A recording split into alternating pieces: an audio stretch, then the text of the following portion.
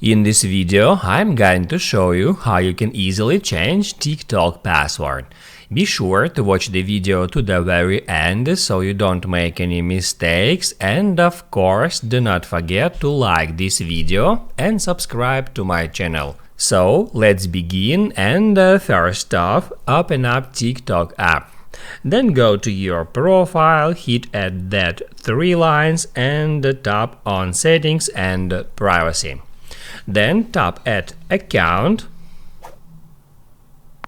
and right here you can easily find that password feature. You can just tap on it, and after that you will be sent a 6-digit code to your phone, which you must enter here. You can just tap on it, and that's where you can come up with the new password. Keep in mind that you have to use at least 8 characters in your password and at least 1 letter and 1 number.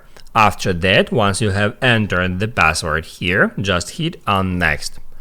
Now you can write down in the comments below if you have any questions about that tutorial, and also I recommend you to check out my TikTok tutorials playlist, which you can easily find in the description. Hit the like button if you liked that video, and see you in the next one.